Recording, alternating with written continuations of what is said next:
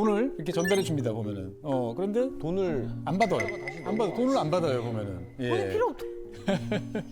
뭐지? 이 영상은 이제 아르헨티나 옆에 있는 이제 파라과이에 있는 이제 한 마트에 CCTV에 찍힌 영상입니다. 마트에 강도가 들었어요. 강도예요? 그래요? 네, 이 강도가 이제 딱 해놓고 돈 내놔라고 하니까 직원이 거기서 돈을 꺼내서 이렇게 줬는데 그 꺼내준 돈이 아르헨티나 돈이었던 거죠. 그래서 갖기 싫다고. 그러다 안 받아. 야, 이제 강도도 환율을 알아야 할 수 있는 세상이. 그러니까 이제 어떻게 보면 돈 가치가 너무 떨어지니까 실제로 그 돈 가지고 뭐 하지? 그러면 도배를 해볼까? 정도가 제일 현실적일 것 같은. 아예 그렇게 떨어졌어요? 그렇습니다. 그래서 페소 가치는 계속 낮아지고 있어요. 2023년 2월 달에는 이제 1달러에 180 페소로 이제 바꿔줬습니다. 참고로 아르헨티나는 이제 고정 환율이에요. 딱 정해져 있는데 그런데 2024년 2월 지금 현재는 얼마냐 하면은 830 페소입니다. 내 돈 가치가 확 녹아내린 거죠. 달러 가지신 분들은 좋죠.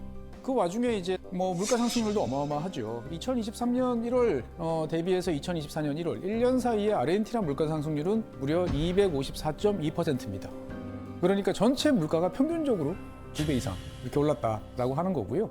그러다 보니까 돈을 갖고 있어도 할 수 있는 게 없으니까 제일 중요한 건 오히려 돈이 아니고 물건이죠. 그럼 물건이 있을 만한 곳, 뭐 쓰레기 매립장, 버려진 창고 이런 거를 열심히 뒤져가지고 뭔가 팔 게 없나라고 생각을 하고 그 와중에 이제 뭐 물건을 안 사도 밥은 먹어야 되잖아요. 네. 다 무료 급식소에 이제 줄을 서는 이제 이런 상황이 된 거죠. 그러니까 단순히 물가가 많이 올라서 힘들겠다가 아니고 하루하루 삶을 살기가 매우 어려운 상황으로 가고 있는 곳이 이제 아르헨티나라고 말씀드리겠습니다. 그런데 사실 아르헨티나도 나라잖아요. 그럼 나라면 이런 상황에서 그걸 가만히 보고 있으면 말이 안 되겠죠. 그래서 보통 통화 정책이라든지 조치를 취하죠. 제일 대표적인 것이 기준금리를 이제 올리는 거죠. 그런데 대한민국 같은 경우는 현재 한국은행에서 정한 기준금리가 3.5%입니다. 그러면 아르헨티나는 몇 퍼센트 정도 될까요? 138%. 그 근처 133. 금리가 133이야. 야. 여러분들 은행에 돈 맡기면 1,000만 원 맡기면은 한 2,300 들어오는 거네. 그렇죠. 아주 즐거운 나라일 것 같은데 문제는 뭐냐? 이렇게 기준금리를 올려도 물가가 안 잡혀요. 왜 그러지? 이 상황은 이제 인플레이션으로는 안 된다. 인플레이션급을 넘어간, 그래서 우리가 보통 울트라, 킹, 이런 표현을 붙이죠. 그래서 하이퍼 인플레이션이라고 부릅니다, 보면.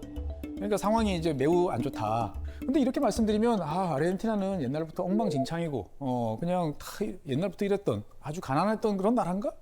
아르헨티나는 역사적으로 보면 제일 잘 나갈 때는 세계 몇 위였을까요? 8위. 5위? 5위. 와, 다섯 손가락 좋네. 네, 한 손가락에는 5위였어요. 그러니까 어떻게 보면은 아르헨티나라는 나라를 사람으로 따지면은 타고난 금수저. 이런 나라다라고 볼 수 있어요. 일단 국토의 20% 이상이 세계 3대 곡창지대 중에 하나인 팜파스라는 거대한 평원이죠. 어마어마한 곡물이 많이 생산되죠. 1년에 1억 톤이 넘는 곡물이 생산이 됩니다. 와. 세계에서 소고기 생산량, 세계에서 거의 1등이 이제 소고기입니다. 요즘에 여러분들 2차 전지 투자 많이 하시는데 다들 이제 리튬 관심이 많으시죠. 아르헨티나 같은 경우는 이 하얀 석유라고 불리는 리튬도 세계 3위.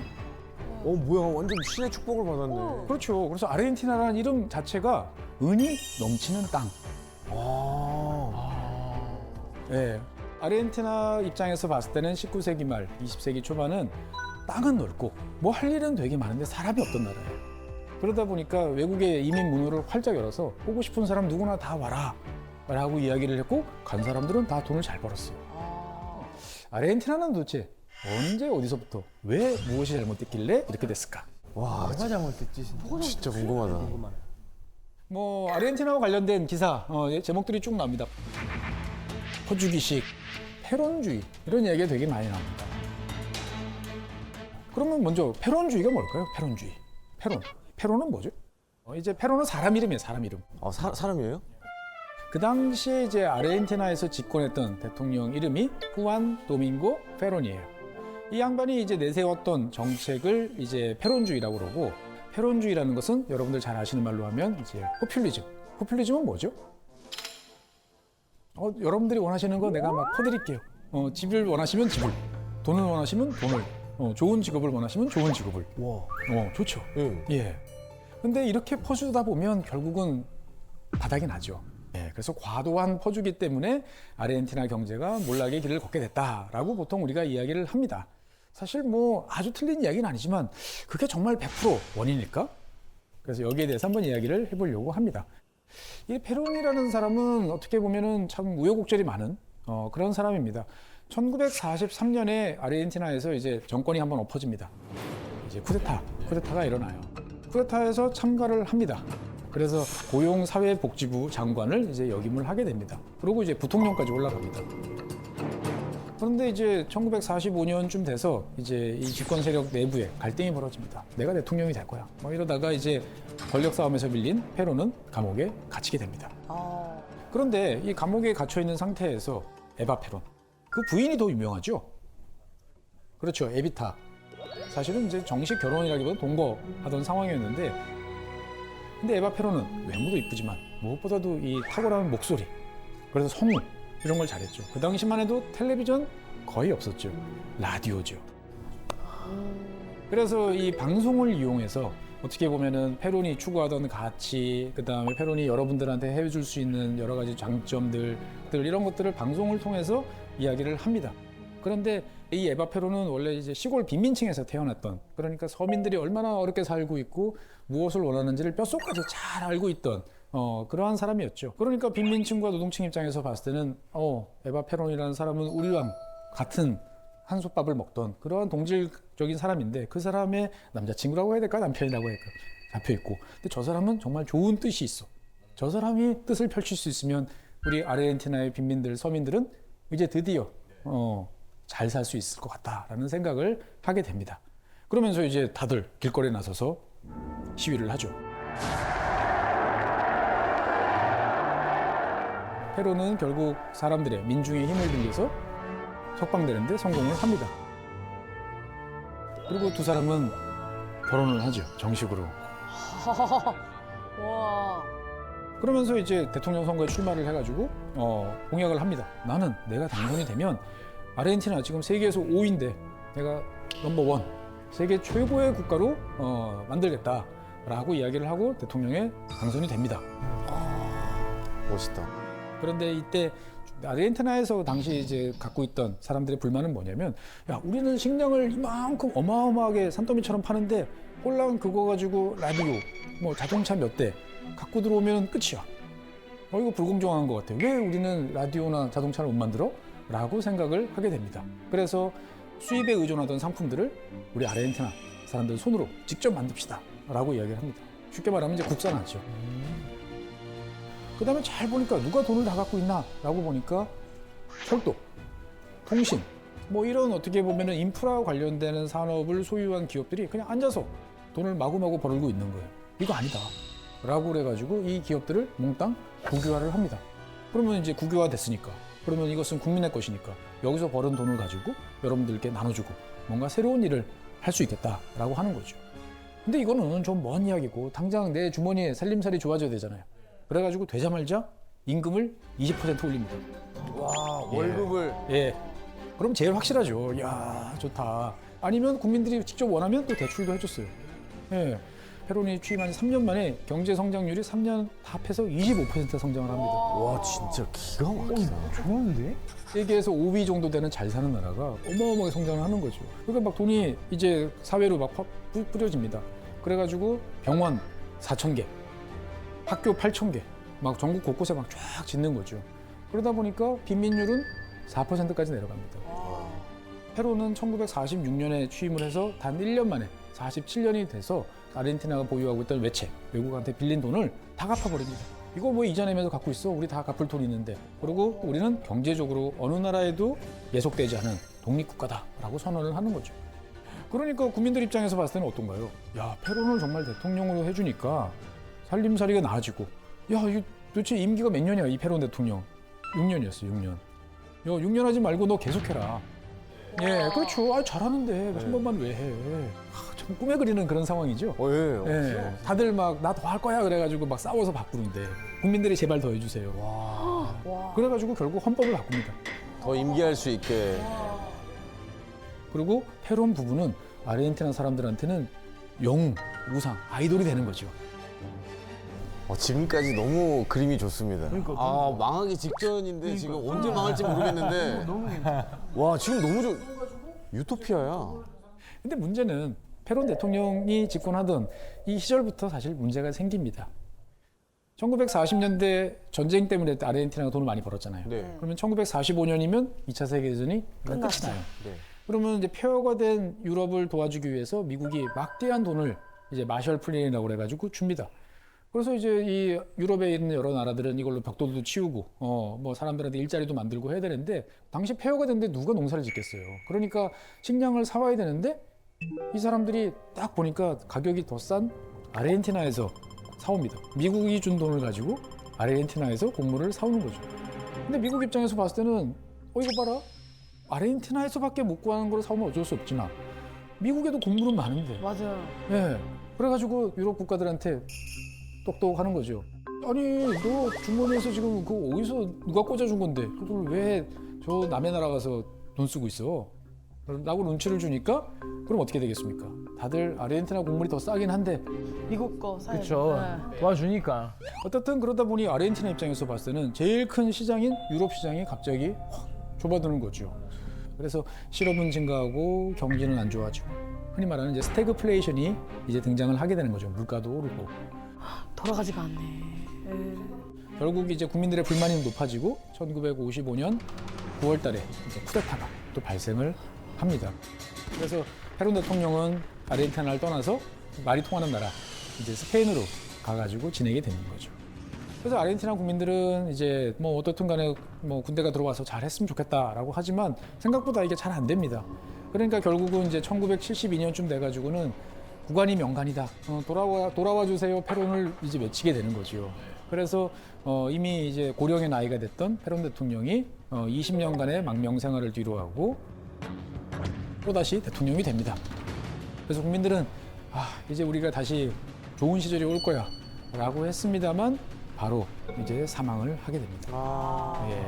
그리고 이제 이 아르헨티나 국민들은 페론을 너무너무 사랑했기 때문에 1974년 페론의 세 번째 부인이었던 이사벨 페론을 대통령에 당선을 시킵니다. 와, 근데 진짜 국민들이 화끈하는데요, 진짜.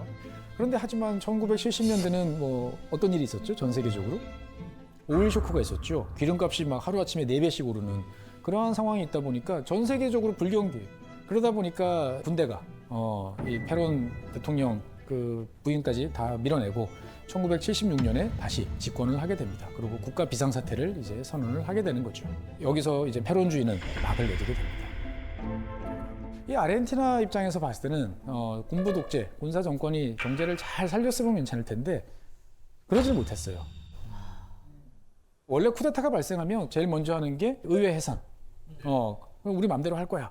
그 다음에 시위를 할 수 있을 만한 세력들, 뭐 외국 같으면 주로 노조. 그런데 1977년부터 3년간 이제 아르헨티나 군부는 국가 그리고 아르헨티나 국민의 정신을 개조하겠다라고 나섭니다. 국가를 재편성하겠다고 가는 거죠. 그러면은 재편성하려면은 누가 대상이 되겠어요? 그 전까지 환상에 젖어 있던 페론주의자들, 그 다음에 이 자꾸 자기 좋은 것만 떠들고 있는 뭐 노조 지도자들, 그 다음에 뭐 민주화를 부르짖는 학생들, 군부가 실수한 것들을 자꾸 이렇게 쓰는 기자들, 심지어 여기에는 이제 심리학자. 김경일. 아니, 왜 심리학자를? 조심해. 형님 조심해요. 바로 잡아갑니다. 어우, 큰일 나겠네, 이거. 심리학자들. 그래서 잡아가서 겁을 팍 주고 그러지 마. 그러고 내보내는 정도가 아니고 그냥 죽여버립니다. 어머머머. 그래서 당시에 실종되거나 죽은 사람이 3만 명이고 뭐 감옥에 가거나 투옥되거나 뭐 고문받은 사람들은 한 5만 명 정도로 이제 추산이 되는 거죠. 그래서 이것을 추악한 전쟁이라고 부릅니다. 군대가 자기 국민들한테 전쟁을 한 거죠. 아르헨티나 사람들한테는 되게 부끄러운 역사고 더 슬픈 일이죠. 최근 아르헨티나에서 어떤 비행기 하나가 이슈가 된 적이 있습니다. 비행기요? 저 군용 비행기. 예. 되게 오래된 군용기입니다. 보면 딱 군용기. 미국 사람이 개인이 소유하고 있던 전 아르헨티나 공군 소유의 수송기를 이제 아르헨티나 정부가 다시 사온 거예요. 무슨 인연이 있어서 오래된 비행기를 사왔을까요? 예를 들어서 뭐 여기 보면 네. 6.25 전쟁 기념관 있잖아요. 네네. 그런 데다가 전시하려고 나라에서 그렇죠. 근데 이제 전시를 하려면 뭔가 명분이 있어야 되잖아요. 대통령이 탔었나? 바로 아르헨티나 그때 당시 군부 세력이 추악한 전쟁 때 죽음의 비행을 했던 그런 비행기예요. 저기다가 가뒀나 보다. 전쟁에 가뒀다고? 가둔 게 아니고 마치 이 반정부 인사들을 막 고문을 하거나 어쨌거나 막 하다가 이 비행기에 태워서 이제 대서양으로 태평양으로 이렇게 나가는 거죠. 그냥 바다에 던져놓는 어머. 거예요. 한 사람을 그냥 던져놓는 거예요. 끔찍해. 너무 징그러운 비행기다. 지금 기록들이 아주 생생하게 남아 있습니다. 뭐 이를테면 1977년 12월 14일 밤 9시 반 12명. 이 12명은 다 실종자였어요. 이런 사람들을 태우고 그리고 비행을 시작을 합니다. 그래서 여기에서는 더 슬픈 거는 내 자식을 찾겠다고 실종자의 부모, 실종자의 엄마 세 사람도 포함이 돼 있었어요. 무섭다 무서워. 이러한 이제 잔혹한 일을 하는 와중에 또 페론주의는 나라를 망쳤어. 그러면 이거 어떻게 해야 될까요? 일단은 금융 자유화. 마음대로 이제 돈 빌리고 이자도 마음대로 책정하고 이제 국가가 간섭 안 할게. 무역도 국가 통제 없어. 뭐 싸게 팔고 싶으면 싸게 팔고 뭐 알아서들 다 파세요.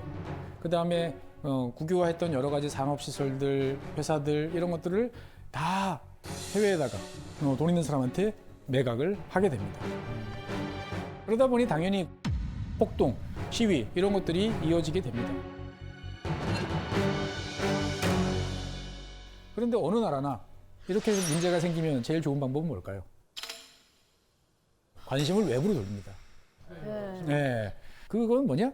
1983년이 딱 되니까 이 군부에서 올해 무슨 몇 주년 되는 행사를 해야 될 것 같은데 싶은 기억이 떠오릅니다. 달력을 막 뒤져보니까 아르헨티나 앞바다에 있는 섬이 있습니다. 그 유명한 포클랜드. 아르헨티나 사람들은 이제 말비나스라고 부르는 이 섬인데 이게 이제 영국이 이걸 가져간 지가 이제 150주년 됐던 거죠. 그러니까 아르헨티나 군부는 생각을 했던 겁니다. 저 섬을 보기 좋게 영국이라는 힘이 있는 나라에서 탁 갖고 와서 우리 거다라고 아르헨티나 깃발을 꽂는 모습을 보여주면 이 모든 문제가 해결되지 않을까? 그리고 여기를 우리가 기습적으로 점령을 하면 저 위에 있는 영국군이 지구 반대편까지 내려와서 이걸 할 수 있을까? 라고 이제 생각을 해봅니다. 오는데도 힘들고. 근데 사실 영국도 뭐 어떻게 보면 아르헨티나랑 별로 다르지 않은 그런 어려운 시대를 보내고 있었습니다. 1976년에 영국도 IMF에 갔습니다. 예, 영국이 IMF 가서 구제금융을 이제 받았으니까 아르헨티나 사람 입장에서 봤을 때 보면은 호덕이던 영국이 여기까지 와서 섬 하나 놓자고 전쟁을 할 것 같진 않다. 그럼 기회네요. 그렇죠. 네, 가야죠. 그래서 가라! 라고 그래가지고 점령을 하는 데까지는 성공을 합니다. 그런데 문제는 영국이 당시에 대처 수상이 총력전을 선언을 합니다. 무슨 일이 있어도 이것을 가져오겠다. 생각보다 세게 나온 거네요. 어떻게 보면은 영국도 이것을 기회로 삼아서 오히려 더 강수를 던지게 된 거죠. 그래서 이제 미사일이 왔다 갔다 하는 어떻게 보면 현대전이 이제 이곳에서 이제 벌어지게 되고 결국 누가 이겼죠? 결국 영국이 이기게 됩니다. 그 과정에서 아르헨티나군은 수많은 병력들, 600명 이상의 전사를 했고요. 그다음에 순양함을 비롯한 많은 배들이 바닷속으로 꼬로록 가게 됐던 거죠. 국민들 입장에서 봤을 때는 어떤가요? 화나죠. 무엇보다도 화나는 건 뭔가요? 아니 군인이 정권을 잡았으면 최소한 전쟁에서는 이기게 될 거 아니야. 전쟁에서도 못 이기는 놈이 왜 정권을 잡고 있어? 당연히 이런 여론이 나오고 아까 말씀드렸던 추악한 전쟁 뭐 이런 것들까지 겹치면서 결국 온 국민들이 공기를 일으켜가지고 군부 정권을 몰아내고 정권을 다시 민간이 이양받게 됩니다. 어떻게 여러분들 보면 파란만장하죠? 네, 예. 진짜.